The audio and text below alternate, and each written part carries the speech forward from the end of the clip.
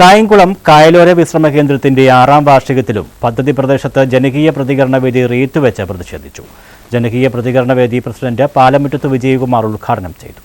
2019 ഫെബ്രുവരി 25-ന് മുഖ്യമന്ത്രി ഉദ്ഘാടനം ചെയ്ത കായലോര വിശ്രമ കേന്ദ്രത്തിന്റെ 6ാം വാർഷികത്തിലും പദ്ധതി പ്രദേശത്ത് ജനകീയ പ്രതികരണ വേദിയുടെ നേതൃത്വത്തിൽ റീത്തുവെച്ച് പ്രതിഷേധം നടത്തി. കോടികൾ പാഴാക്കി നിർമ്മിച്ച കായംകുളം കായലോര ടൂറിസം പദ്ധതിയും അർത്തിച്ചിറ ടൂറിസം പദ്ധതിയും മുഖ്യമന്ത്രി പിണറായി വിജയൻ നാടിന് സമർപ്പിച്ചിട്ട് 6 വർഷം പൂർത്തിയായ ദിനത്തിൽ തുടർച്ചയായി 6ാം വർഷവും ജനകീയ പ്രതികരണ വേദി പ്രവർത്തകർ റീത്തുവെച്ചു.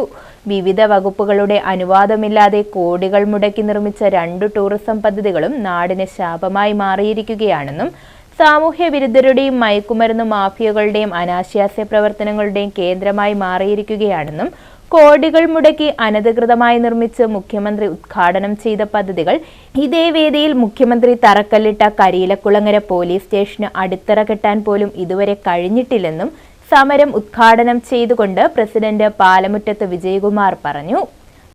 കായംകുളത്ത് ഈ കായലോര വിശ്രമ കേന്ദ്രത്തില് അതിൻ്റെ അടിസ്ഥാനപരമായ ഉന്നതി ലക്ഷ്യമാക്കി അധികാരികൾ ഇടപെടണമെന്ന് ആവശ്യപ്പെട്ടുകൊണ്ട് നിരന്തരമായ സമരത്തിലാണ്.